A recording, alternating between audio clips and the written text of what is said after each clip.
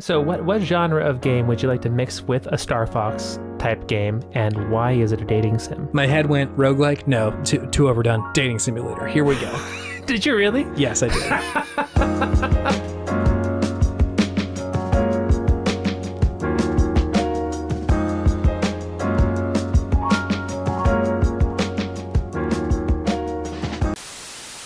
Welcome back to video games. We got some fucking video games here.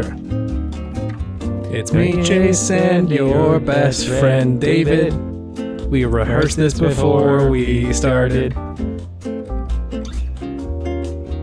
Hey, it's Video Game Podtimism. It's the Optimist video game variety show where two best friends sing about the wonderful world of gaming.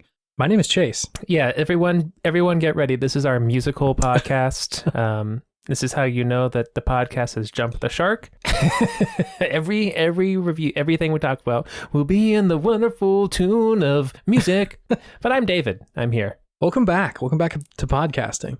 You've been around the world. I've been here, but it's felt like a long time since we've done one. To you, listener, it must seem like, hey, this has just been a week since I last listened to these two guys. But it's been a little time between this one and last one. It's been 2 weeks. Been 2 weeks, right? I think so. Yeah. It feels like an eternity. I'm bursting at the seams with video games, David. I know you talked. Wait, I saw you in person, and we talked about it a little bit. Yeah. You needed a little bit of a pressure release valve. Otherwise, you might have just bursted straight up at Hale's wedding ceremony. Just upstage as a groomsman, just explode. Does anybody have a microphone? Hey, my name's Chase. This is the podcast hour now. Sorry, DJ. Just done a podcast. Oh my! Can you imagine the ego? My wedding is coming up in a couple of months. Can you imagine the torture that it would be if, like, during the ceremony, I'm like, okay, this is all really good, but this wedding is also about me, and here's the podcasting hour that we're gonna do. Ooh, so I should change my best man speech because it was just gonna be us doing an hour of our podcast for everybody. You hand me a microphone, and it's like the scene in Anchorman. I couldn't. And then, like, I slide a microphone out of my sleeve. Your whole Yeti with its, like, a little dongle arm. Oh, yeah, no, I've got it mounted to my suit somehow. Any good podcaster is ready at a moment's notice. You never know when pod's going to strike. You never know when the pod's going to strike. It's very true. Hey, have you been playing video games, David? I have been. Could you tell me about them? Yeah, I can. Cool. Since I was traveling the world. I traveled to Ireland. Yes. And so I figured, hey, now is the perfect time to play my Nintendo Switch quite a bit. Top of the gaming to you. Top of the gaming to you. So I decided, let's go on and see what's on sale. Because I had a lot of Nintendo points. Coins, something like that. Whatever currency they decide equals $1. There were some pretty interesting games on sale. Tell me about it. And so I bought like 4 or so games on sale for like 15 coins, 15 kwan. So the one that I've been playing the most is Guacamelee 2. Yes. I never played Guacamelee. Neither did I. But number 2 was on super sales, like 5 coin. Great. I was like, I've always heard good things about it, and I love Metroidvanias, so let's give it a shot. Is it a Metroidvania? It's a Metroidvania. Whoa, I did not realize. I thought it was just like a side-scrolling brawler. No, it's a Metroidvania. Whoa, okay. With the combat is like a side-scrolling brawler. So yeah. Guacamelee 2 is a luchador-themed Metroidvania. So you play as Juan. Okay, sure. The luchador, and it's a very, very fun and colorful and engaging game. I really like it. The side-scrolling kind of beat-em-up aspect really works well with a Metroidvania, actually. Okay, nice.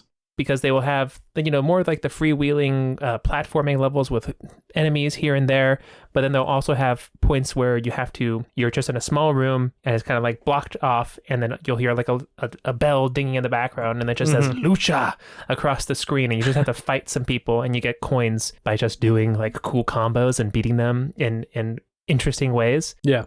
So in that aspect, it really kind of becomes more of a side-scrolling beat-em-up sort of game. Yeah, nice. And the combat system is actually very robust. There's grapples, there's power moves, there's regular moves, there's jumping moves, there's ways to like string things into like these huge combos, and has like just really cool graphics for when you get to a certain like number of hits before you get hit, right?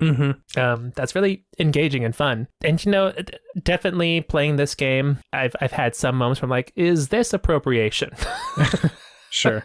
Yeah. But I don't think it is, because it's never done in a mocking way. It's only ever it's a very silly, kind of irreverent game that has a luchador Mexican theme to it. So I think I just really enjoy it, and it's funnier than I thought it would be. Sure. It has a lot of really like side gags in the back of, you're in a town and there's like a luchador contest going on in the background, and you see a picture of a luchador who looks like Sonic, and the quote is "Gotta go fist." Oh no. Right? Which also a cursed statement. And then also a lot of asides to kind of video game history in this game, because the game is multiversal in what it's doing. Multiverse is so hot right now. Sure, yeah. So you're in different, you will traverse through smaller universes to get through bigger ones that you go and like interact with. And so one of them is just called Fight Streeter Universe, and you just beat up a car. You beat up a Volkswagen Bug, just like Street Fighter. It was really funny how they did it. There's just you just walk in this universe. It's just one area, and you see the car. There's like a close up of the car, and then there's a close up of your character Juan, and his eyes narrow. And it gives you the opportunity to just like walk by.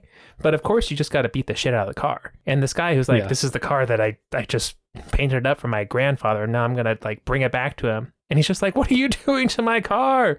It was just funny. It's a very interesting game. And also the way that you get power-ups in the game is that you find these, they call them Chuzo statues, like Chozo, and they look the exact same as a Chozo statue. So yeah, it's a very different game than I thought it was going to be, and I quite like it a lot. The other thing that sticks out to me about the game is its use of color. It is a very colorful and vibrant and beautiful game. You don't see many games just like really lean into purples and yellows and oranges and greens and just vibrantly filling up a screen. And I think that's a damn shame, because this game is gorgeous. The screenshots of it are wild. They look so good. Right? They're so good. And also whoever did the art for this game, especially like the background art, like the level art, needs an award or a kudos of some sort, because they had to do 2 bits of art for each level, because you can switch between dimensions in this game in a level to get to different areas or fight different enemies, and you can see them as like a shadow in one dimension, and then you go to the other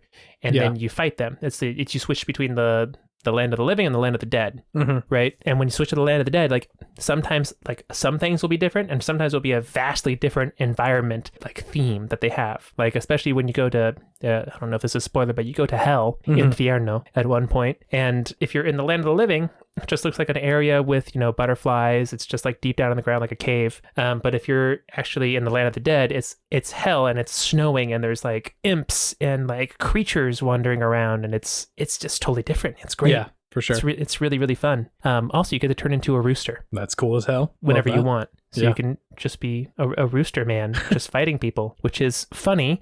But also it's not like a gimmick. There are different areas that they allow you to get into and explore as this chicken that you can only do as a chicken. And it gives you a lot. It gives you a lot of things to interact with and experience, and most of them are good. Yeah, so I've been very pleasantly surprised with this game. I've been playing it a lot, and I think anyone who's a fan of Metroidvanias should give it a shot, because I didn't for a long time, because I'm like, it doesn't seem like quite my speed, but no, it's up there with the best of them, honestly. Yeah, I should probably play it. I've like totally missed both of these games before. Yeah, I think I'll go back and play the first one as well. Yeah. It seems like there's a similar switching of like dimensions mechanic in it. Yeah. It's just a funny game. It's very, it's silly. It's great.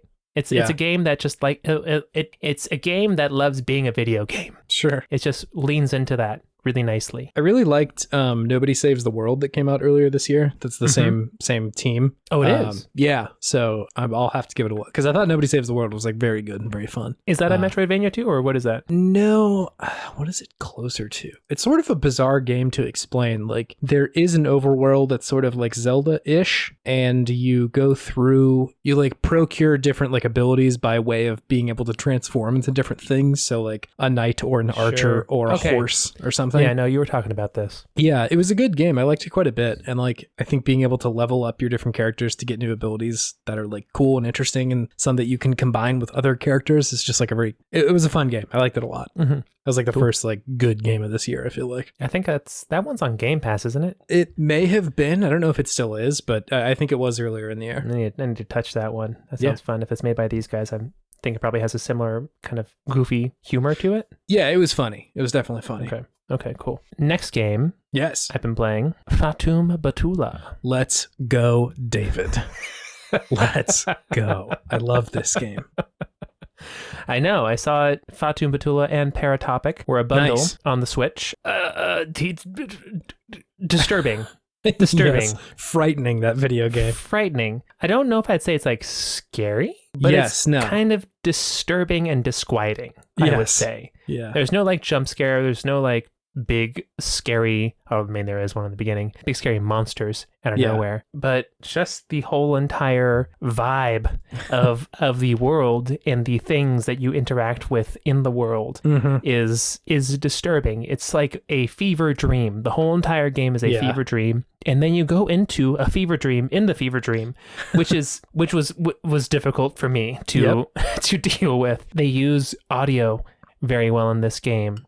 Especially like when I said you go into the dream world, and it's just this constant droning in your ears, and it gets to you after a while if you've been in there too long. You're like, I can't take this stimulus anymore. I can't not perceive it. Yeah. Right? Because, sometimes if something is droning, you get that cognitive habituation where your mind starts to drown it out. Yeah, like an air conditioner or something like that. Exactly. But for some reason with this, like this pitch and just the timbre of it, it's like you couldn't not hear it. You couldn't ignore it. And especially with headphones on too, if you're on the plane. Especially with headphones on the plane, right? Yeah. So that was disturbing, and just like the sky was all fucked up. It was like kaleidoscopic. It was really messing with me. I love this game. This game is bizarre and weird. I've gotten I think like 4 or so different endings so far. Sure. Yeah. Is there like a true ending to this game, or is it just kind of mix and match these little potions that you can get and just see what happens? That's the way I approached it. I didn't check to see if there was a true ending, and like I think part of the allure of these kind of games, and this one specifically too, is that because they're not gigantic releases, there is kind of a lack of information about them. Sure. And I really like that. Like, it's how gaming used to be. Oh, sort of, yeah. And it also adds to this tone that like this is like a cursed video game, Yeah. It sort of blurs that line between like this is a distinct piece of media and something that is like bleeding out of the edges of the video game. I really like that. I think it's like it really adds to, like you were saying, this like game that is tonally frightening. There is no real scary thing other than really, I think, the very first part of the game where like this monster shows up and is like, it's scary, like as far as the imagery goes, but it quickly talks to you and is like, here's what's going on. You're like, okay, I guess this thing isn't that scary if it's just like telling me things. It doesn't want to eat me. And so like the rest of the game relies on like the tone of the game, which is so scary and unsettling and frightening. And so like, unsettling. I didn't ever look up if there was a true ending like you were saying, because I sort of got a few and was like, okay, that's my game. That's the thing that I'm going to walk away with being like, I think that's what the game was about. Despite knowing like there's a bunch of other endings, and I'm sure if I dug deep enough into Google, I could find them. But like I said, I kind of like the lack of information that they give you, as if you've dug this thing up and you're unearthing this cursed piece of media. In a similar way to what was that game? Inscription? Is that the name of the game? Inscription, yeah. Yes, the roguelite, the deck builder type one. Yes, yeah. It had a similar thing going on with like feeling like this is a game that should not be installed or something like that. That's really fun. I really like when games are able to sort of break out of the mold of like, this is what a game is, and these are the constraints that we can scare you with. And this game definitely does that. I think it's very good. Yeah, no, it's a fun game. It's fun. I've also been playing Speed Dating for Ghosts. Oh, nice. I've heard about this game. I haven't played it. It's been fun so far. Yes. I would never think of this idea. I don't think ever. It's a very interesting idea for a game. A lot of very interesting ghosts. I wouldn't say it's like your your typical, I wouldn't say your typical dating game because we're such experts on it now. Yes. But because it's more of kind of a exploration of death and life and meaning and experience. Yes. So it's very interesting game. Because sometimes like you're talking to these people and you're like, I mean, the concept is you're trying to date them, right? But most of the time it ends up being something much deeper and more meaningful than that when you choose whoever you go to on a date with, right? Because everyone has a story of how they died and people are coping with it differently.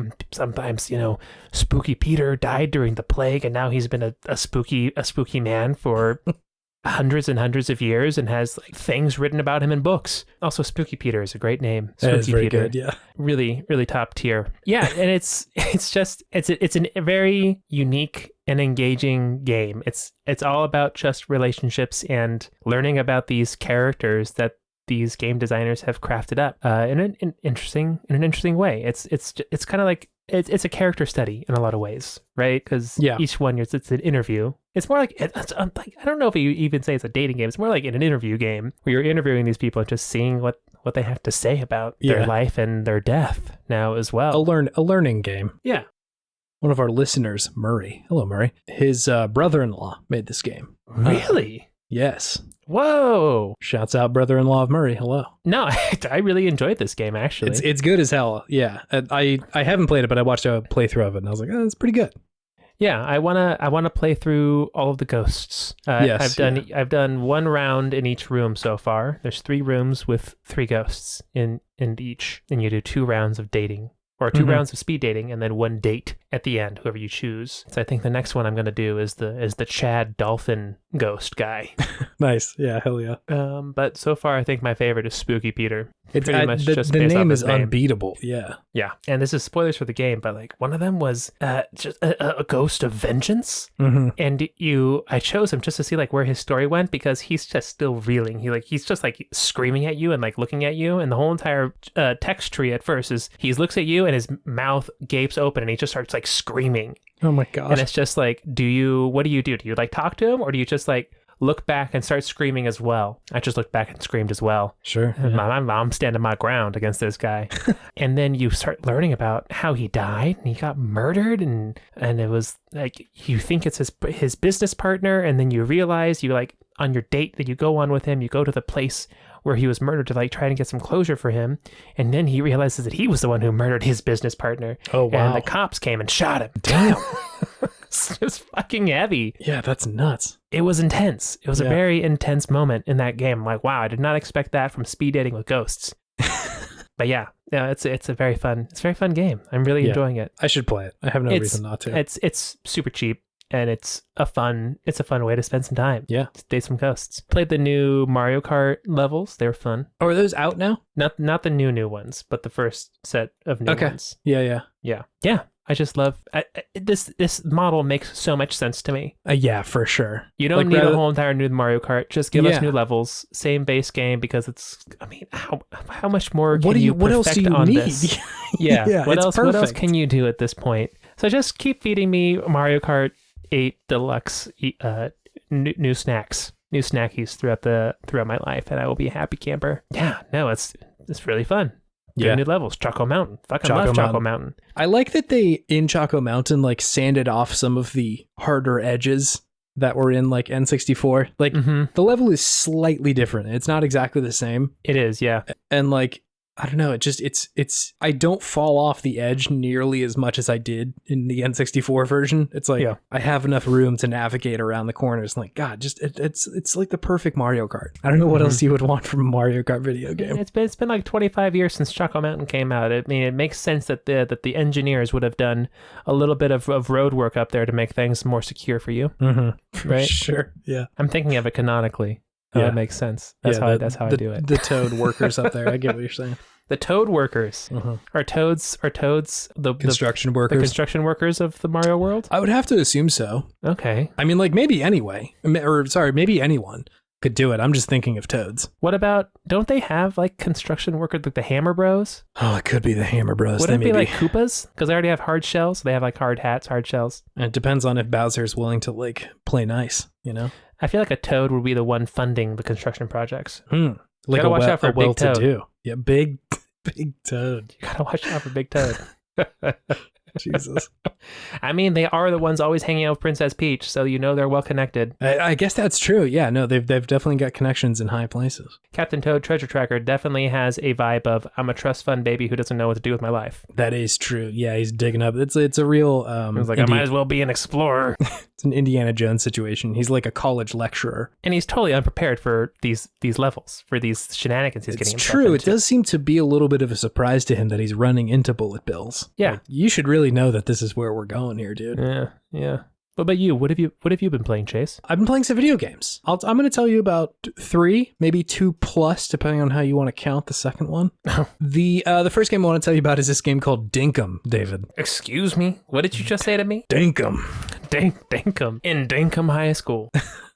Dinkum is this game made by this person named James Bendon, who's an Australian developer. Appears to just be the one person making this one. And it was like kind of popping off on Steam a little bit recently. And so I decided to check it out. It's I believe it's still in early access. So like the game isn't totally done yet, but there's a lot there already. Cool. This game, it's like most similar to an Animal Crossing. Feels pretty similar if you've played Animal Crossing before. Like you will recognize the formula. All right. You essentially show up on this island following this like older woman who I think lived in the old city that you did too. And she's like, hey, we got to like build this island back up. So like, let's, do X, Y, Z to do it. And the like ways that you're incentivized to do that are very much from Animal Crossing, right? Like, if you pick up 5 bees, then you will get this many points, which you can use to redeem a mining license or something like that, right? Beautiful. And it is similar in the way that like people will sometimes visit your island. And a lot of the times, at least thus far, they have been people who are like vendors, like people who will sell you farm animals or plants or different things you can build or whatever. So up to this point, I haven't seen somebody who's just like a dude who shows up at the island like, can I live here? Like Animal Crossing does, right? I'm a dude. Can I live here? I'm just some dude. And it's a lot of that will feel very familiar to anybody who has played Animal Crossing before. I think the big change that they make, big relatively compared to Animal Crossing is that you don't have to do this game in real time, meaning if you are done with your day in Dinkum, you can just go to bed and then the next day shows up, right? Rather than Animal Crossing where like you need to wait until the literal next human day for things to change on your island. Do you think that you like that better or worse? I've been trying to figure that out. I think it has benefits to either direction. I feel like we talked about this a little bit way back when I talked about Littlewood. This was a game that's like a 2D top-down game that is very Animal Crossing-y in the way that like it wants you to engage with your villagers and everything and build up your town. But it removed a lot of the friction that was in the game, right? Like you can just move somebody's house whenever in that game, compared to something like Animal Crossing where like it costs a lot of money and it takes a while and you have to wait until like the next day or whatever. Whereas in that one, it was very simplified. And I think I enjoyed my playthrough of that one, but I think thinking back on it, I think the lack of friction definitely made the game, shorter, just that's a thing, which neither here nor there. But I think the satisfaction that I was left with at the end of it was not the same high that I had at the end of Animal Crossing, where it was like, wow, look at this cool island that I built. And a lot of that was this sense of satisfaction that I got because I knew how much hard work it took to get there and like how much time it invested. And in a similar way, whenever I went to somebody's island, I was like, wow, this is a very wild island for the same reasons. I know how long this must have taken somebody to do. Yeah. And so like in real life. In real life, yeah. So like, I think that there is value to friction in games in some ways. It's not the end all be all. Like, it's not necessarily the more friction you have, the better, right? Like that would just be a very frustrating game. And the inverse isn't true of the less friction you have, the better the game. That's also not true. And so it's very much this like how you use it sort of thing. It's like a spice, right? If you put too much, it's weird. And if you don't put enough, it's also weird. Yeah. And so it's been interesting. I think for this kind of game, I think it works well because you are able to just play this game at your own pace, right? Like I'm able to play it for like 4 hours in a day and then not check in every single day for the next week, right? Sure. Whereas Animal Crossing was very much encouraging people to like just play 20 minutes a day. That's really all you got to do. And so with the Animal Crossing model, each dawn of action, a real actual day was very exciting because I'm like, oh shit, it's 8 a.m. I got to check the store. Or like, I wonder who's visiting the island or something like that. For a time where, March of 2020, where the days blended together in a pretty brutal way, like that was a good thing. Yeah, right? Like most definitely. Being able to be excited that like a new day is here and it's different than the one before it is incredibly impactful. And so like, I think that part of it is really cool. But in the inverse, I think Dinkum is also good in that it allows you to do that at your own pace. And so when I want to play this game, I can play it. And when I want to put it down, I can put it down. And I think that the formula that Animal Crossing puts forth is good enough and like strong enough that just that change of it isn't essential to the formula, right? Like it's still a very fun formula, regardless of whether or not it's playing out in real time. I think that is a cool thing about it, but it's not like, if you remove this, it's no longer the same experience. I think it is pretty fun, like building up your island and, changing things in the way that makes sense for you. It's probably just a lot closer to a Stardew Valley-like experience where you can just go back and go to bed, right? Which is great. Like I liked both of those games, and both of those games I think are successful at what they do. What else to say about this game? It is extremely Australian, at least from the inside looking out. What does that mean? Are they just like eating, Vegemite all the time and putting shrimp on the Barbie? It's like there are a lot of phrases that I'm like, that has to be just like an Australian phrase that I am not aware of, Can I have an example? No, because I don't remember any of them. Here's a better one. The dude who shows up that handles all of the animals that will sell you like, here's a chicken or something like that, is dressed in like an all khaki suit with shorts and has like kind of blondish cropped flock of seagulls hair and is an Australian. Like this dude is Steve Irwin. It just is. It's Steve, man. Ugh. It's the man himself. My gosh. It's not the same, like they don't call him Steve, but heavily implied. Yeah. So yeah, it's a very, very Australian game, which I think is great. Like I feel like there are certain games where you can really see the influence of like where this was made. And I don't know that I've ever really run into one where it's like Australian influenced like that. Yeah. I mean, it's great. It never turns it into like a parody of itself or anything like that. It's like very much just like, this is made by someone who lives there and knows this place very well and like has a reverence for it in the way that somebody would of their home, which is, it's nice. It's great. So I'm awesome. I'm really interested to see where this game goes as it comes closer out of early access and like what the sort of like quote unquote end game looks like, because it is really fun. I think customizing your town is really great. I have to assume that playing this with other people is really great. I haven't done that. So like, going to somebody else's island, I don't even know if that's a feature of this game.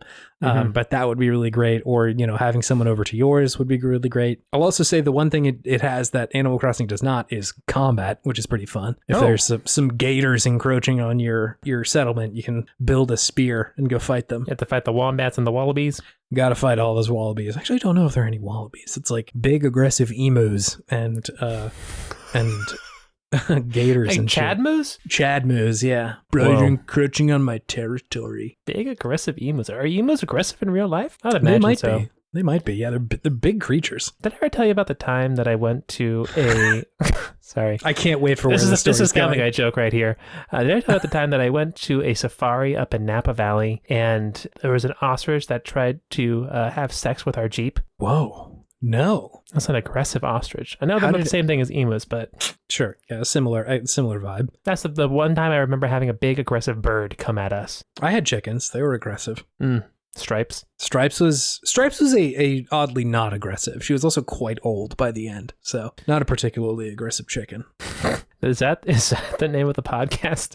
Not a particularly aggressive chicken. It's tempting. That's a tempting title. Because that heavily implies that there are very aggressive chickens out there. Sure. Yeah. I mean, I feel like a lot of them are. Whenever I went back out into the chicken area at my house when I was younger, like some of those dudes got really pecky. So like they're not a welcoming pecky bunch, boys. I will say. Yeah. Especially if you're trying to take them eggs. They're not excited. They don't like that. Yeah. They go and peck. Another tempting title. You're taking their babies. Yeah. They go and peck. Let's see. I am also playing, this is the 2+ category. All of the Dreamcast games, David. All of them. I am attempting to play all of the Dreamcast games. That is a gamer feat for sure. Well, so there's not that many. is like sort of the bizarre thing about it. Or I should say Dreamcast exclusives. Sure. Games that are only available on the Dreamcast. So this is very directly inspired by Into the Aether's promise of next season premiere, where they say they're going to rank all their top 10 Dreamcast games, which is very exciting and very cool. I love that idea. I have very fond memories of my time with the Dreamcast when I was younger. Did you have one?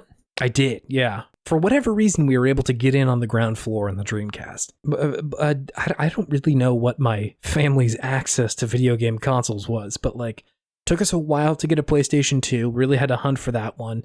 We were like renting N64s for a while from Blockbuster when they still did that. But for whatever reason we were able to get our hands on a Dreamcast. And so I like very much hold a lot of fond feelings for the console itself, because it was this very weird experimental piece of hardware, and I really liked it at the time. And the thing that I'm trying to do is just go through all these games that I may or may not have played in the first place and just sort of feel out where I'm at with them, right? I'm not like ranking these out of 5 or something like that. But what Dreamcast games did you play as a kid? The ones that I was big on were the Sonic Adventure games are really good. Chow Garden hits, man. I was big into the Ready to Rumble games. There's like a boxing game that was on there that I was really into. I think D2 was a big one. I liked that a lot. It's like a horror game.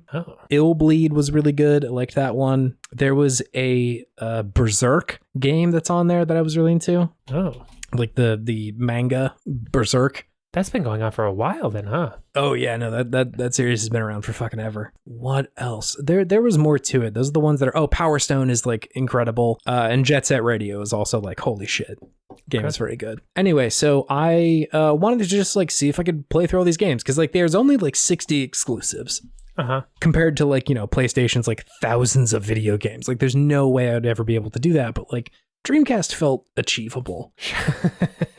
Sure. Like I can do this. I can do this. I can grok this. I can grok this. So like any, I don't know. Yeah, no, that's fine. That's good. So like any good millennial, I made a Tumblr account about it. So if you go to allthedreamcastgames.tumblr.com, I'm writing about them there if you're interested. Wait, Tumblr still exists? Tumblr definitely still exists. It's big now. It's big time. Big time after they got rid of all the porn? Yeah, unfortunately. There was like a little bit of a transition from people from Twitter that like moved over there for a second when Elon was trying to buy Twitter. Elon. He forced some people back over, and like what's going on with that? Did he back out of that? I think he backed out of it. It doesn't seem like it's happening anymore. Anyway, so I am trying to play all of them. I thus far have played Arrow Wings, Carrier, Charge and Blast, Four Wheel Thunder, Frame Gride, and Jet Set Radio. So you're going alphabetically. I am going kind of alphabetically. Okay. I've started at the top, and then once I got through the like first 5, I was like, I would like to play a really good game, and jumped into Jet Set Radio. Okay. This is such a bizarre experience playing through all these games, David. I am really worried that I will come away with this only having like a handful of games that I'm really into. Is that a bad thing? I think it's just challenging for me personally, because like I'm really worried to play through Sonic because I know there's so many like bugs and glitches in that game. Stuff like Crazy Taxi is not going to hold up quite as well, just because like I think a draw of the Dreamcast, at least at the time, and definitely in playing through some of these games, was that it was bringing games that could only be played in arcades to a home console. There is stuff that like Four Wheel Thunder. Four Wheel Thunder is in the Thunder series, like Arctic Thunder or Hydro Thunder. Yeah. And like up till that point, like you couldn't really play a lot of those games on home console because there just wasn't one powerful enough. But because Sega was so invested in arcade machines and suddenly was releasing a console powerful enough to play those games, they're like, why don't we just put some of those on there? And at the time, very cool. That's very cool to do because I don't have to go to Country Club Lanes to go play Hydro Thunder anymore. I can just play it on my Dreamcast. Perfect. So that like that part of it was cool at the time, but in hindsight, it's not nearly as impressive, right? It's like, why do so many of these games have like explicit continues built into it? Like it's just it's a holdover from arcades. And so a lot of it's just bizarre to play in 2022. And like some of them are good, but some of them are just kind of middling, right? Like a lot of games I've run into are like, this is fine, but not like outstanding. you know? That is the definitely the voice you use when something is just absolutely straight down the line, just fine. Yeah, there's nothing good I can say, but fine. I will say, like, there's something in every one of these games that I'm like, that's a cool thing about it. Mm-hmm. But like nothing that I'm like dying to get back into.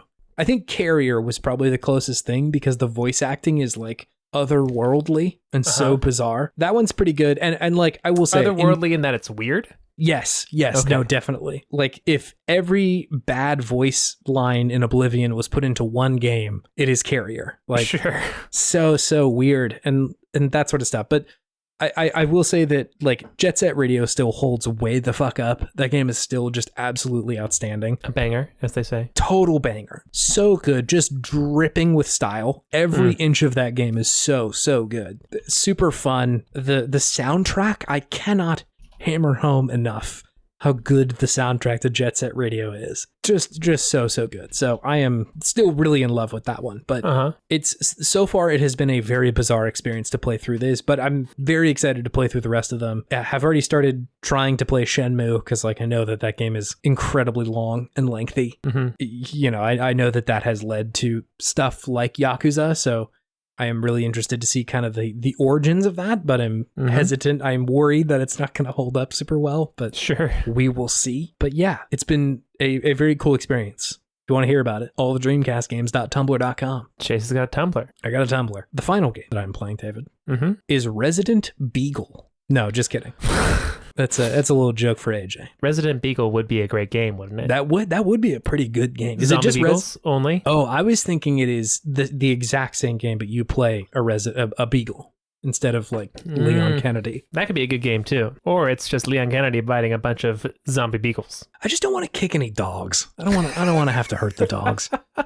But they're zombies. They aren't real dogs. Yeah. Then I gotta like aim down, which is never good. So if you're Leon Kennedy by a dog, do you have a gun still? Yeah. Definitely have a gun. How do you do that? It's a dog gun. So you just like bite and that shoots? Yeah, either the way you hold it is with your mouth. And then there's like two guns on either side. You're dual wielding. And you chomp and it shoots. Wow, you shoot both at the same time? Or it's like a little gun that if you like get down on your butt and start scratching your ear, it just starts shooting. It can be really cool and really cute at the same time. That'd be like, oh, he's so itchy and he's killing all the zombies. That's nice. What an itchy boy.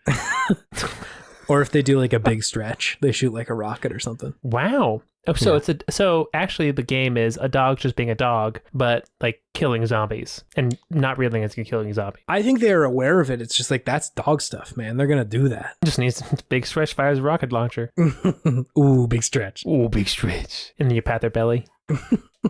I am also playing this game called Ex-Zodiac, David. Oh, cool. What's that? This is a game developed by another, I think, single-person developer team named Ben Hickling.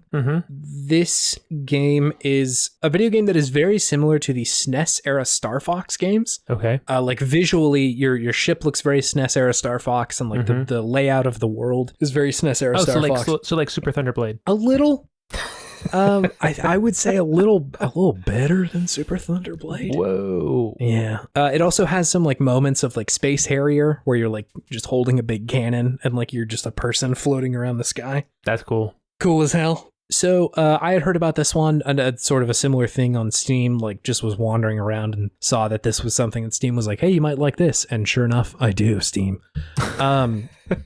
You got me again, you bastards. Called it from 100 yards away. I like Star Fox, both the SNES and the N64 versions, but like full acknowledgement that the N64 version is like definitely the better game there. And I think that is very much a hardware distinction. Like the SNES was not ready to be doing 3D graphics despite them trying. It looks pretty good for a game that like, you know, Super Mario was pushing it on. Sure. So like it's impressive to have 3D graphics on there. But you know, that thing is pushing like 15, 20 frames a second. Like it looks rough. Yeah. And so it's really interesting to see what a take on that looks like when you have, all the resources in the world. And so it's been a total joy to play through, right? Like the things that I want from Star Fox are here. The colorful dialogue between you and your teammate. In this one, it seems to be just one teammate that you have. And the like boss design is all very fun. They're just like cartoonish, villains that you run into at the end of these levels. The level design is all very fun, very good, pushes you to fly a little better as you're going through and not get hit. There's all sorts of, little Easter eggs whenever you decide to fly through 3 rings very well or whatever. And it's also running in like 60 frames a second. So like that looks really good. I'm realizing like the aesthetic of Star Fox with good frame rates and like very good intentional art is like, damn, this looks really good. So you can actually tell when something's like right on top of you.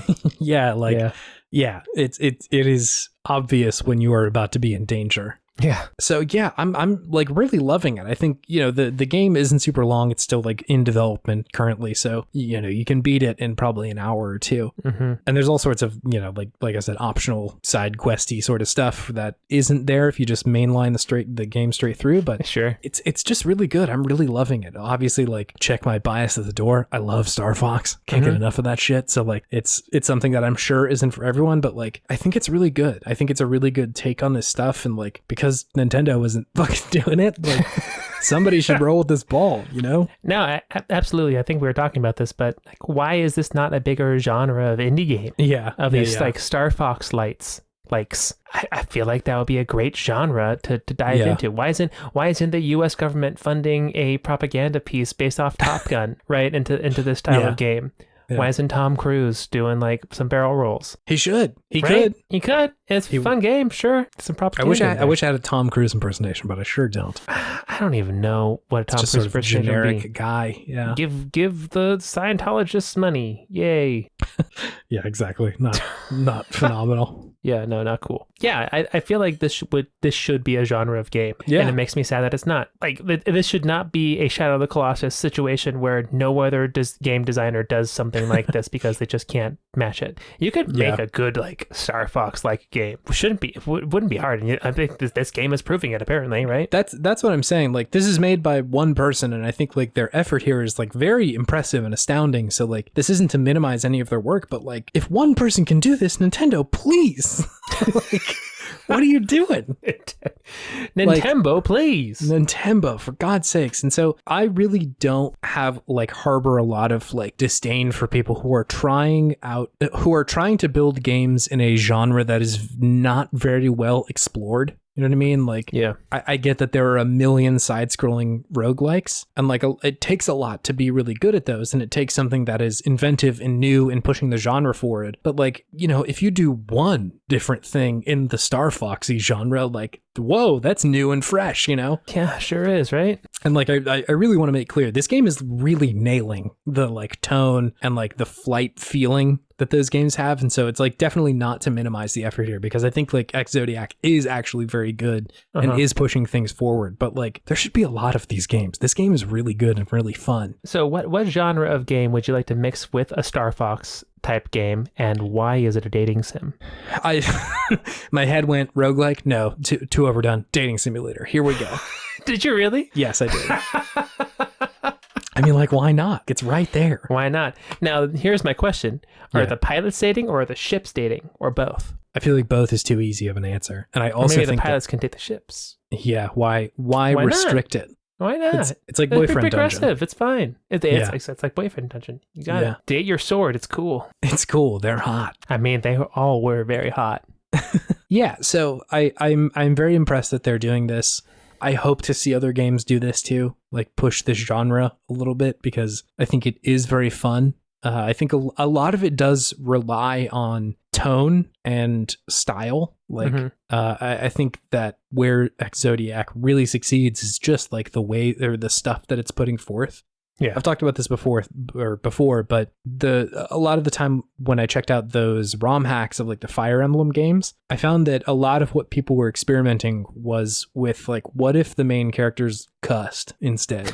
And like, that's What interesting. if they had potty mouths? What if they had potty mouth and said butt? Like that's cool and all. Like I don't want to say that that's like not interesting because they don't do that in Fire Emblem games. So like, okay. But like the veneer on that wore off pretty quickly. And I was like, okay, I think I see why Fire Emblem games put forth the tone that they do, right? Like it kind of gets old fast. It gets pretty old fast. And so like, I think that understanding the tone of Star Fox and how much fun that can be is a really quintessential part of making a good game in that sort of genre. And I think Ex-Zodiac does that very well. The dialogue between you and your teammate is pretty light and pretty funny. And the villains are cartoony and ridiculous at the end of these levels, and that's also very good. Yeah. And so I think like that part of it they just nail. Like it feels like a mainline Nintendo game. So it's great. It's a good video game. I'm really into it. Nice. Anyway, David, this will bring me to my Podtimistic thing. It's grinding, David. Oh. It's a grind in a video game. The grind. The grind. Okay, wait. Let me make a distinction. Okay. Not grinding to get levels. I mean like jumping on a handrail and putting your skateboard on the rail to grind. For a second when you said not grinding levels, I was like, are you talking about dancing? Like grinding? Like bumping and grinding. Like bumping and grinding? I was like, God, where's this going? I love to bump and grind. They say there's nothing wrong with it. So Silence. I have been playing Jet Set Radio, and there is a lot of grinding in Jet Set Radio, and it feels so good. They get like the momentum of grinding down so well in that game, where like if you're going downhill, you're getting speed, you are moving. Or alternatively, if you jump on with no speed, it's like, whoa, this grind is not very quick. I need to be moving quicker. Yeah, this is a bad grind. It's a bad grind. Not to mention, you can also graffiti while you're grinding. Grinding and graffitiing? It's very good. G and G? Little G and G. God, Jet Set Radio is so good. And like, oh my God, like the music, the fucking grinding. Are you able to like resist the police in a situation where like they're just ridiculous and terrible? What a fantasy. Resist the police. Genuinely, like that's a power fantasy for sure.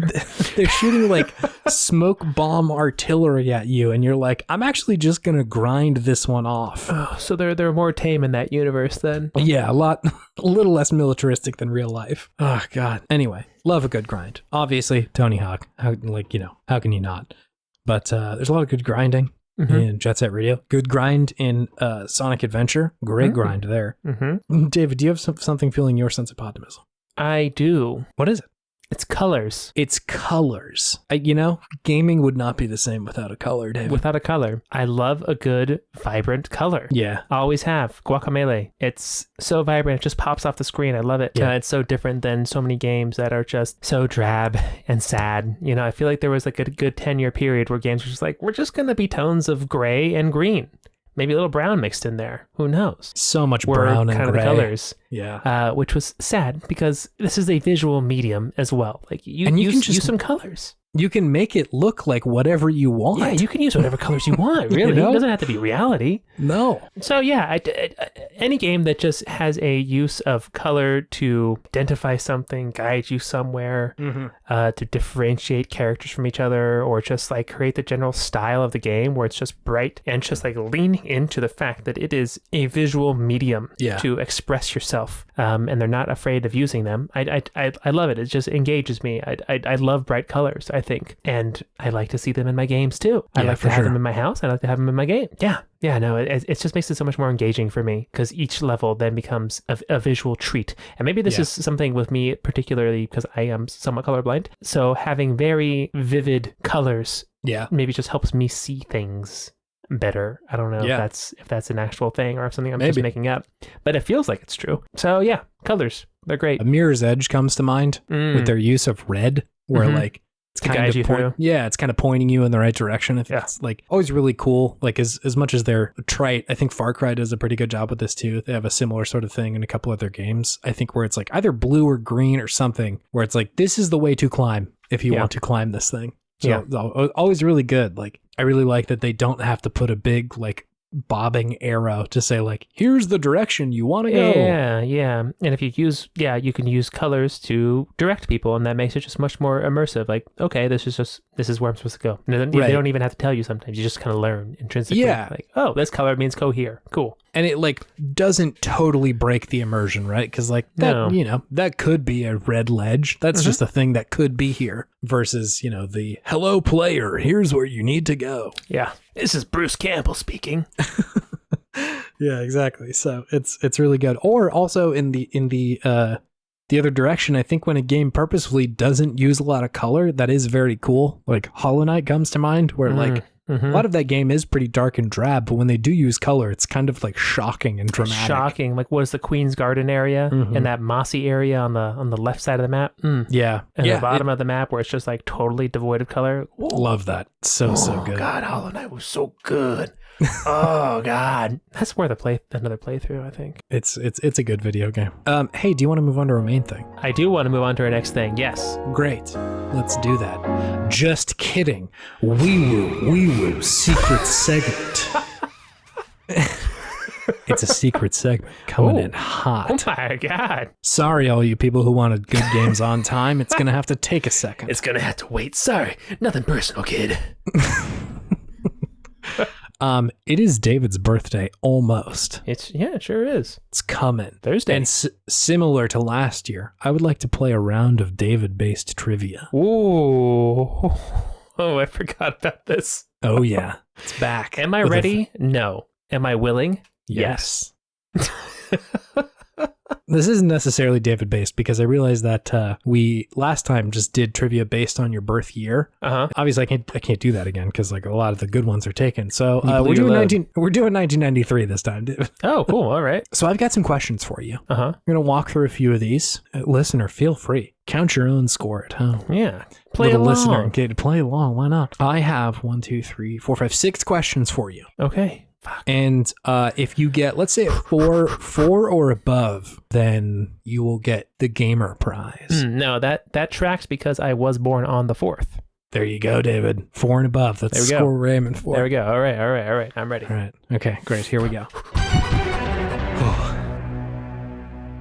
David. Yes. In 1993, Electronic Gaming Monthly named which game of the following games their game of the year? Okay. Was it A, Star Fox? B, Gunstar Heroes? C, Mortal Kombat? Or D, Samurai Showdown? Whoa. Tough question. I wouldn't have known the answer if I'm being honest. I'm gonna go on a ledge and say Gunstar Heroes. David, that is incorrect.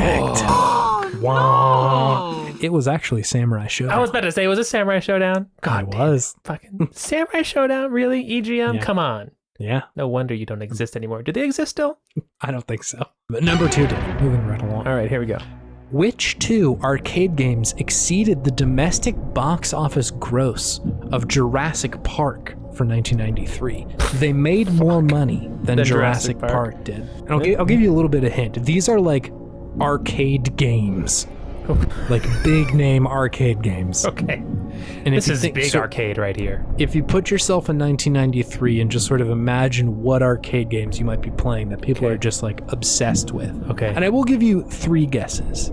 Okay. So you just got to name 2. Pac-Man? No. They're very of the moment, I will say. Of the moment of 93? Yeah. Like games that are popular. Games that are popular in 1993. Arcade games, I should say. I don't want to trip you up. No, that was just me hitting the keyboard, pretending like I'm typing. I'm not cheating. Yeah. All right. Okay. Mrs. Pac-Man? No. Fuck. Oh my God. For 1 point, if you can get one of these. One of these series still exists. The other one doesn't really, but I would love to play this game pretty much whenever. Time Crisis? No. Oh. The answer is David. Number 1, NBA Jam. Oh, no. With Charles Barkley? Probably the only NBA Jam, right? Charles Barkley? And Mortal Kombat. Oh, David. Mortal Kombat. Fuck. Okay. Anyways. Number three, David. I'm going to give you the top 5 best-selling console video games out of order for 1993. I want you to give me the top 3 in order. Okay. So you give me 5 and you want the top 3. I want Console the top games. 3. Top selling. Yes. Okay. We have Among the Pool, Disney's Aladdin, Mortal Kombat, Dragon Ball Z, Super Buddha Den, Street Fighter 2, and Star Fox. Oh my god. You get 3 points for them correct in the order and 2 points for getting the correct games. Mortal Kombat number 1. Okay. Locking it in, Regis. Okay. Great. Number 2. Can I ask some clarifying questions? Sure, why not? It's your birthday. Which of these games were on multiple platforms? It's a great question. I think Disney's Aladdin was. I think Mortal Kombat was. Pretty sure Street Fighter? I don't think so. I think Street Fighter may have been just SNES, and Star Fox was just SNES. What about DayZ? I don't know. Then I'll say Aladdin, and then Street Fighter. And Street Fighter. Okay. Yeah. David, you have got 2 out of the 3 correct. Oh, cool. So you will be awarded 1 point for this. Okay. I'll take that. The correct order was Street Fighter 2 was number 1, the Okay. best-selling home game console. Sure. Then Mortal Kombat. Okay. Then Star Fox. Ooh. Then Disney's Aladdin and DBZ Super Buto Den down to number 5. Buto 10. Buto Den. Buto Den. Never played this one personally. Booty Den? DBZ Booty Den. DBZ Buttigieg is my favorite game from 1993. DBZ Buttigieg. David, the 4th question. Uh-huh. Which 2 home video game franchises were the top selling for the year of 1993? I want you to pay attention to the phrase franchises. Franchises. Okay. Top 2 home video game franchises. Uh-huh. And I think another clarification, these franchises do still exist. I want you to think of the most obvious answer and go with that one. Are there any repeats from the last question? No. No? Oh. Fuck. No. Mario. That's one of them. And Sonic. That is correct, Dave. Yes, I've won. Got that one right. I will be awarding you 2 points for that for both answers. Yeah, okay. Congratulations, 3 David. points. 3 points. I gotta need one more.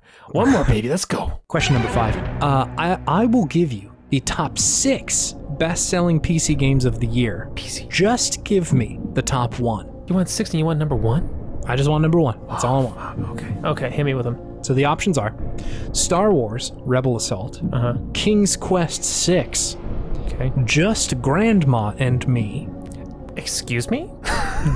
Dracula Unleashed, Return to Zork, and The Seventh Guest. Can you elaborate on Just Grandma and Me? David, I wish I could. There was not a Wikipedia entry for Just Grandma and Me. It just made the list.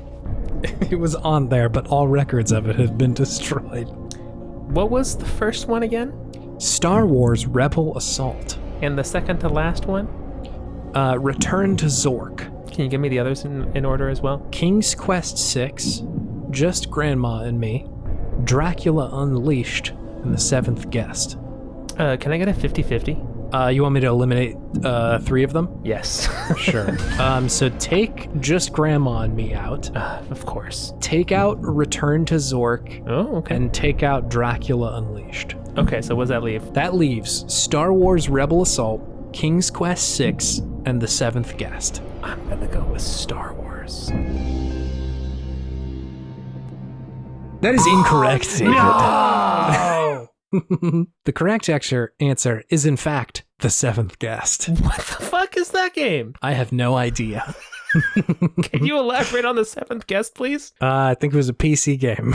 Oh, cool. Cool. That's all the info I got about that one. God damn, these were hard questions. A little bit challenging. David, the final question. Okay. Which still surviving franchise had its very first entry come out in December of 1993 for the PC? Oh, I just had to pull this one from thin air. You do. Oh my god. What still surviving violent game had its very first entry? And is this only a PC game? Let me see. It was at the time. I almost just started saying my search out loud. It appears to say that the platforms were MS-DOS, so I think at the time it was just on PC. Is it a first-person shooter? Yes, it is, David. It's violent. It's violent. Is it by id Software? It is, David. Oh my god, which one is it? I've narrowed it down to 2 choices. Will you get the gamer reward, or will you go home empty-handed? Is it Nazis or demons? Who knows? Which one? Oh my goodness gracious. Yeah. Is it Doom? The answer, David, is Doom. Yes! You've gotten 4 points, and you have won this quiz. Woohoo, baby! Yeah! I did it, Mom! Mama, you see me? Congratulations, Mr. Benavides. You may now collect your prize. Oh, what is my prize? With a little kiss. A kiss on the cheek. Oh, hold on. Let me turn my video back on. There you go. Thank you. That was glorious. Yes. That's all I ever wanted. Happy birthday, David. Anyway, let's move on to our main thing, David. Let's do it.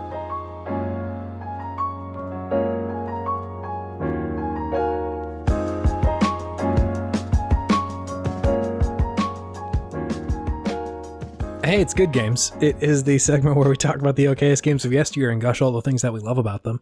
We're dipping back into the listener suggestion bag, David. Oh, hell yeah. This was a suggestion from listener Drew. Hello, Drew. Thanks for suggesting. Thanks for suggesting this game. Is that the lead singer of Blue Philly? I think it is. Famous band. Also, can I just say that music should be in a Tony Hawk game? Yeah, there's definitely some Tony Hawk bangers in there. That is true. It really felt like, Tony Hawk music. Skating music. Great.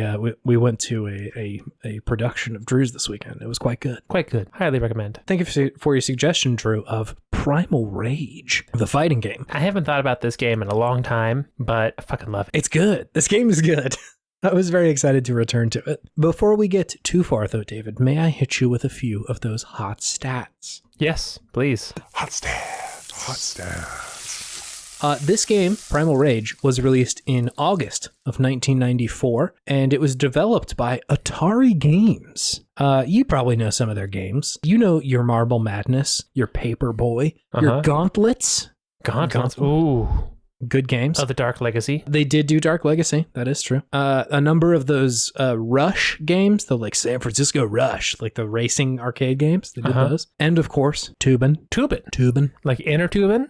Yes, Tootin. I'd play that game. I think I have played Tootin. Do they have the Sacramento River map on there? God, I hope so. That's the only real Tootin. It's the Tootin of my heart. American River. I apologize. Tootin of my heart. That's the Tootin of my heart. That's my Rootin' Tootin' Tootin. Ooh, that's the sequel to Tootin. Rootin' Tootin' Tootin. One of those Toobins is spelled with a TWO. Ooh. Oh, fuck. Oh, shit. You're right. Damn, I think we're legally obligated to make that game now. Rootin' Tootin' Toobin. Yeah. Hey, I do have a review of Primal Rage from our friends at Joe Video. I have taken their review and I've run it through Google Translate through a number of languages, of course, through the Strait of Esperanto, and spat it back out in English to really properly mangle it and see what sort of words of wisdom were hidden in that review. So without further ado, let me read for you their review. Wow. Wow. Joe said, yeah. Years before Fighting Street and Mortal Kickers, Primal Wrath is still a great fighting game that loves history and horror. Without providing the necessary support to the image it creates, software can sometimes make us happy, destroy our personality, and destroy our personality. Software can sometimes give us joy, distort our identity, and destroy our identity. If Critic thinks it's a death combat game, but you've ever dreamed as playing as a T-Rex or a raptor in battle, it's hard to admit. 6 out of 10 from Joe Video. Whoa. There is some Metal Gear Solid 2 ass shit going on in the middle of this review. Having just played that game, there is some like postmodern commentary on the internet. Like happening. What part in there? Software can sometimes give us joy, destroy our personalities, and destroy our personalities. Feels like something straight out of Metal Gear Solid 2. Yeah, I see that. I see that. That follows. That follows. I feel like we need to call somebody and make sure that show video is okay after that review. That felt more unhinged than normal. Yeah, I do sort of review. I wonder what the content of these people are these days. Like, are you good still? Or if this was like a particularly happy review and the Strait of Esperanto is actually in its feelings. I don't know. The Strait of Esperanto was just feeling a little emotional that day, and it's like, I'm really gonna fuck this one up. Who knows? Who knows?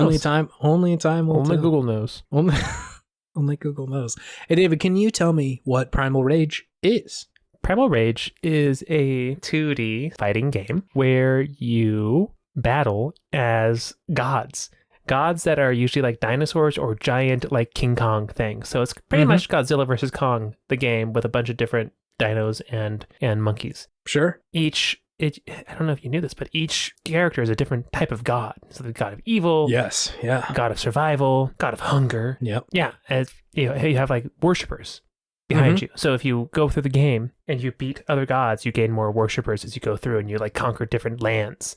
And the lands look like a dinosaur head, which is pretty rad and metal. But yeah, it's your basic, arcade style 2D fighting game in the vein of like a Street Fighter or a Mortal Kombat. Yeah, and definitely has a kind of like brutal, bloody aesthetic to it. Yeah, it's gruesome. Yeah, it's gruesome. There's like big old hearts on the screen for next to your health meter, and then when you die, it like blows up. Yeah, which is pretty cool, pretty metal. But yeah, it's a very fun game. It is a fun game. I liked this one a lot. I think a lot of that initially was just wrapped up in like the aesthetics of it. It's very ridiculous, and like I can see how somebody would think that like the gruesomeness of it is kind of over the top, but I think it's fun. Like it's a pretty ridiculous game, and doesn't feel like it is there to shock you. It's just sort of like the veneer that they're putting over this game, and I think it's good. I think it's fun. No, it is a good game. It's interesting. What did you like about this game, David? I liked playing this game at the Mountain Mike's Pizza on El Camino Avenue in Sacramento, California with you, Chase. Oh my God, did we play this together? Yes, most definitely. I don't doubt it. Yeah. At whenever we went to Mountain Mike's for their all-you-can-eat lunch buffet, or for birthday parties or anything like that, this game was a staple at that Mountain Mike's. Yeah. But yeah, so the nostalgia is definitely something I like about this game, which is what I'm saying there. I do love the art style of the game. I love the different creatures. Yeah. I love that it's dinosaurs and giant primates fighting each other. It's very ridiculous. Yeah. That is a fun concept for a game that even now is still fun. I like the different play styles of each of the characters. They all play pretty differently. Some have tails, some don't. You can do combos. You can do like little projectile attacks. I definitely went online and like looked up how to do like all the different like special moves, because I had no idea what I was doing. Me neither, dude. It was very strange playing this on a controller, because they wanted you to make the controller into like an arcade cabinet, stick and buttons. So I was like using my like 3 fingers to hit the 3 buttons that were supposed to be, or the 4 buttons that were supposed to be, for the arcade cabinet. So it was kind of an interesting way to interact with a controller that I've never done before, which was fun. Yeah, for sure. But it's just a very fun game. And like I said earlier, like Guacamelee is a game that just likes being a game. This is a game that revels in being a video game of just dinosaurs and big monkeys fighting each other, and it's rad. Yeah, it's very of the time, right? Like the moment of 1994 is like very ridiculous and over the top, and like very much trying to feed your ego as somebody playing the game. Sure. Whenever you do a combo, it's like, hell yeah, dude, that was fucking sick. It was crazy.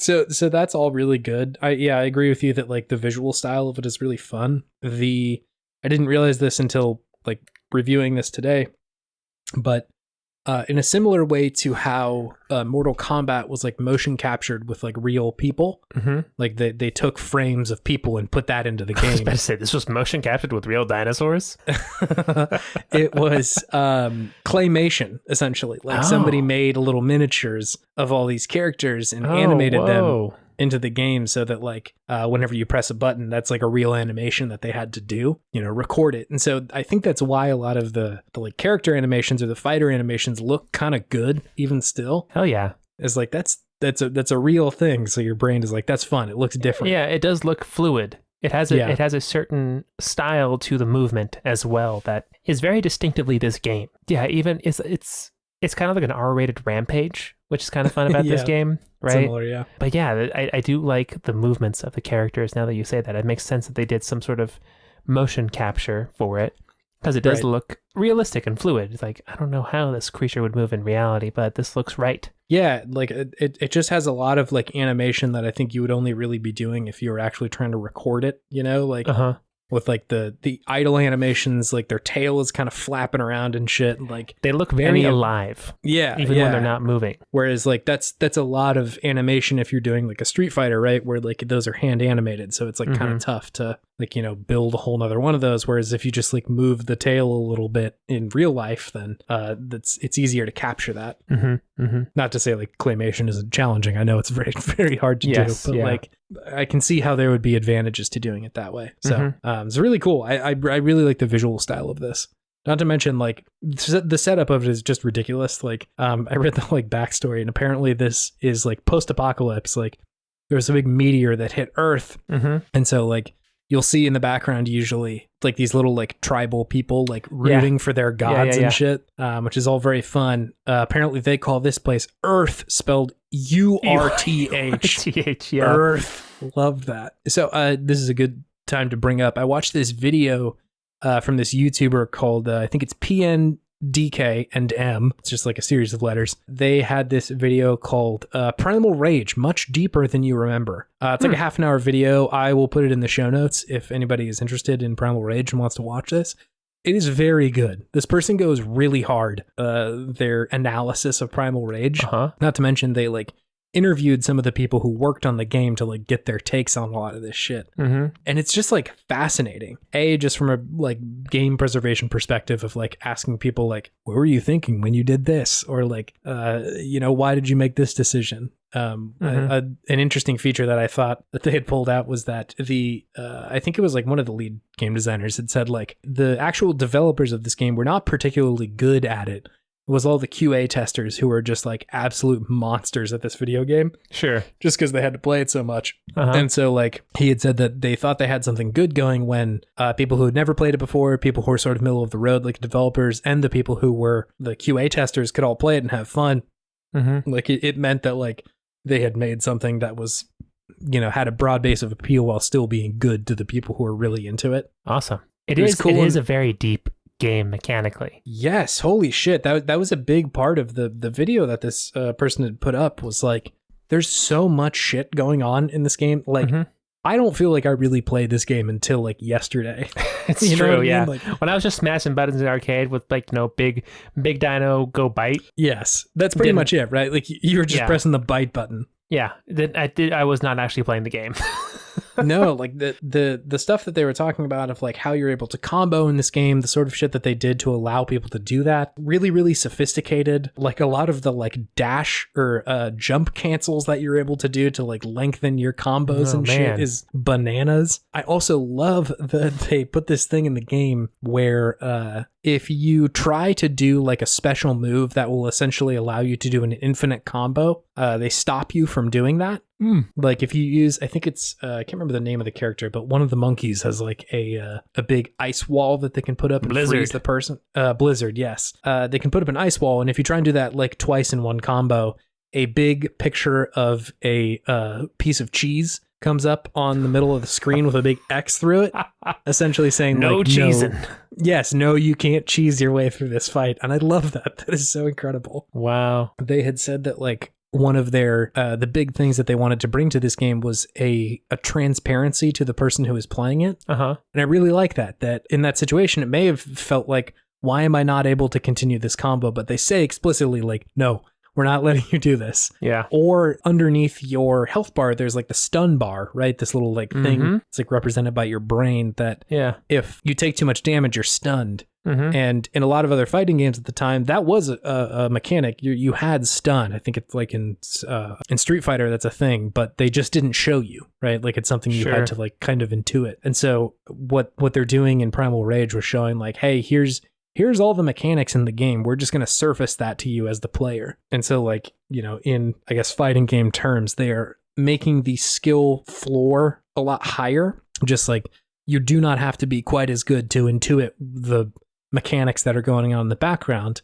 but the skill ceiling is still quite high. Like you still can be really good at this game. It's just like a lot of the stuff that people have to like figure out over time isn't there. It's just like, no, here you go. You can just know about the mechanics that we're building, which is really cool. Like I think that is a good approach to game design. Yeah. Like, just here's all the stuff that we're doing in UX. I think that's like a core tenet of UX design, right?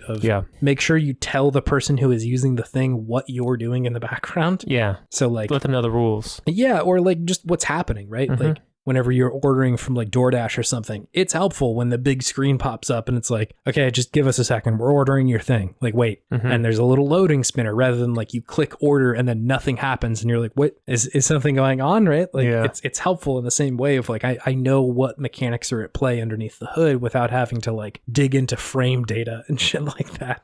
That's good. I definitely recommend checking out that video, Primal Rage, much deeper than you think. Okay. Or much deeper than you remember. It's good. It's very informative. So like if this game is something that you really liked back in the day, I'd highly recommend checking that out, because if you are anything like either of us, you probably did not play this game particularly well. Yes. Other than just Big Dino Go Chomp. Big Dino Go Chomp. Did they talk about the lore at all? Is the lore deeper than you remember, or is it just the gameplay? I don't think I remember listening to too much about the lore, but yeah, damn, the lore is cool. I loved all that. The all of the characters being like different gods was incredible. I loved that. Yes. Also, can we talk about how cool it is that there's a dinosaur named Sauron in this game? Very good. Very good. Whoa. I wonder if like how directly that was inspired by Lord of the Rings. I mean, it has to be. Yeah, you have to assume. That wasn't like a name before Lord of the Rings, was it? I don't think so. Not that I'm aware of. It was just a deeper cut back then because it was just based on the book. They all have very good names. Armadon, really good. Blizzard and Chaos, the two monkeys. Yes, Mallory and I played this together, and she was convinced that the Chaos was actually Chad's. What? Why? Because she thought it was funnier. Oh, okay. She's like, this is Chad's. Yeah, I agree. It is Chad's. She did well with Chad's. There's Diablo and Sauron, the two dinos. Talon, who looks like a raptor. And Vertigo.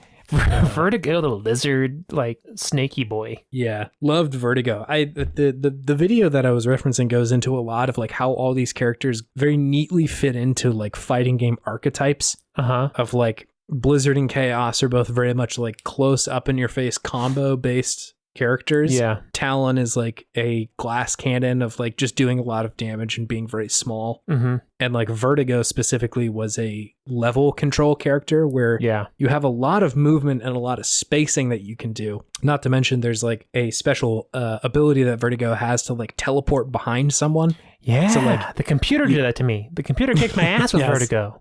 Yeah. And so there's like a lot of options to actually kind of control the match a little bit more. Again, like it's shocking that there was this much thought put into this game, because I think, at least in my experience, I see these older fighting games and like some of them feel like, you know, they're about as deep as you would expect, right? Like, and that's not to say every game from this era is. I think the ones that remain popular, like Mortal Kombat and Street Fighter, are very deep. But like, I would not have expected Primal Rage to be bringing this much depth to their game. They really brought the heat. I did not realize how deep this game was, and then I played the computer and it demolished me with all these special moves that I've never seen before. I'm like, hold on, something is going on here that I did not realize as a child. And then I went on to like the game FAQs of this, and it was like fucking long. It is a huge game FAQ. It's just like going into depth on each of the like the special moves and like how to play the game and like the concepts behind it. I'm like, oh my god, it was way too much to read.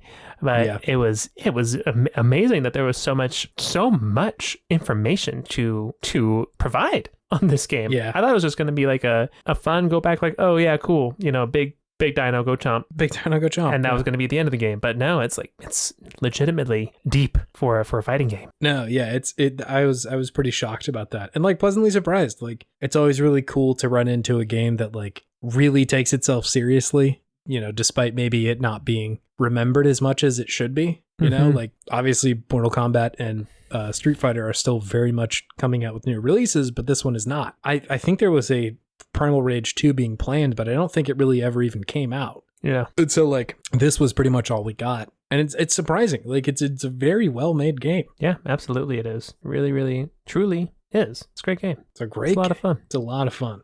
And it was fun to play against Mallory. Yes, no, I definitely think that this game does so well when you can play against somebody else. It has a big tendency to kind of come down to like a nail biter. Yeah, and it's gonna be a fun contest regardless of what happens, because it is just a fun concept for a game. You're just a big dinosaur or a smaller dinosaur or a monkey, and you just fight, you battle. That's great. I like this game a lot. I liked playing this game. Yeah, same. There's not nearly as much of it to chew on, I guess, as some of the other stuff, especially because like I don't go to Evo, so like I can't digest this game as much as somebody. You're not a professional fighting game player, Chase? I am not. And so like I couldn't analyze this as much as somebody who's like that good at a fighting game could be. But even still, just from the outside looking in, I was like, damn, there's some crazy shit going on there. Yeah, right? Just looking through the window. Damn, that's crazy. Damn, dude. Yeah, good game. Drew, thank you for your recommendation. This is very fun. Yeah, good rec, Drew. Sweet rec. Sweet rec. Sweet rec. Drew said, Primal Rage? I had the action figures as a kid. It was all I wanted to play at the arcade. Would love a Podtimistic take on this game. Thank you, Drew. Action figures would go well here. I feel like if you could make a high quality action figure, that would look just like the game. I think there's a movie. There's a movie. Deep in the Pacific Northwest, Ashley and Max Kart become lost in a forest where a mysterious creature dwells. They soon find themselves in a fierce fight for survival against a terrifying beast that may be the legendary Bigfoot. Maybe I need to watch Primal Rage. Somebody get Eye of the Duck on the horn. They need to do this one. Anyway, Primal Rage, the video game, pretty good. A pretty good video game. I enjoyed it. I enjoyed it too. I like that one.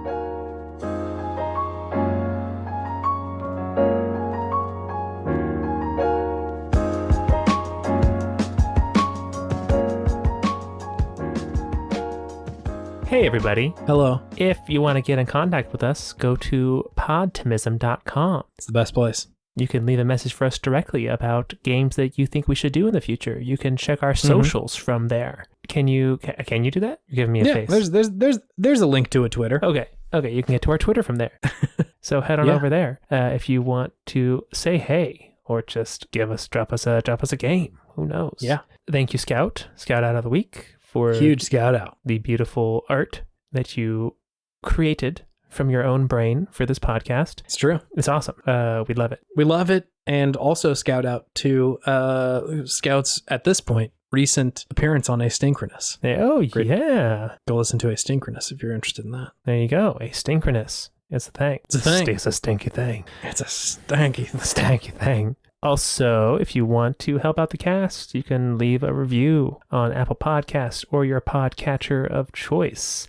Give it a follow, even if you have that ability. It really helps us out, and we thank you for it. You can also, recommend it to a friend if you feel so inclined. Say, hey, there's this cool cast that I like. Maybe you like it too. And if you don't, maybe. Hey, not a problem. We're cool. Not a problem. And most of all, thank you, listener, for spending your time with us. It's true. We really appreciate it. It's crazy that people listen to this. It's cool. Yep. It's fun. It's cool. It is great. I appreciate every one of you who do so. Thanks to everybody who have been boosting the show a little bit, talking about it. Thank you to those who are tossing suggestions in the suggestion box. We've got a nice little pile of them growing there. So we have our good game segment squared away for a little while. Sure do. So thanks everybody for doing that one. We appreciate it. And thanks for being here. Yeah. We appreciate you. Yeah, thank you. Chase, do you have any video game wisdom for the week? If you're going to have a birthday, have a good one. Ooh, that's great. That's great advice. Have a good birthday. Have a good birthday. Have a good one. If you're going to have a birthday, make it a good one. And listen, I get that sometimes that's out of your control. Your friends are out of town. Maybe you're like just not up for having a good birthday. Like you're in a mental space that is not conducive to having one. Right. I appreciate that. I totally hear you. But like square away like 10 minutes to just be like, damn, we're really out here. It's my birthday. It's my birthday. Worthy of love and compassion and deserving of this birthday. Worthy of love. Of love. Very appreciative of your birth. Are you saying that to me now? Or are you just saying that in general? Sure. Oh, cool. Listen, I'm saying it to you now, but if a listener comes back and like, however long it is until their birthday, they can listen to that second. And I'm telling it to them. This is a multimedia experience. This is the Metal Gear Solid 2 of podcasts birthdays? right now. Of birthday podcasts. Damn, that's a big thing to say. That's saying something. That's saying something. That's saying a lot. David, I am chomping at the bit to talk about Metal Gear Solid 2. I need to talk about this fucking video game. I'm getting there, Chase. I'm having issues. Issues. I tried. It didn't work. It's truly a multimedia experience in that there needs to be some troubleshooting. Yes. Maybe we can talk about that briefly after the podcast. Listen, listener, we're not going to keep you here for the troubleshooting Podtimism segment. Be free, listener. Be free. Be free. Don't judge me, so you don't have the ability to judge me on my lack of computer knowledge. Hey, if I'm not doing it, you don't get to do it either, listener. Yeah. If There you go. if you think you're gonna come in here and judge David on his birthday, you got another thing coming. This is Big Zaddy Chase coming in. I'm a firecracker. I defend my friends. Is that on your dating profile in a video game? In your bio? Real firecracker who defends his friends. Friends over all else. And then like one of these emojis with the X. No new friends. No new friends. I already got all my friends. I'm all friended up. We good. Anyway, happy birthday. Thanks. Bye. Bye.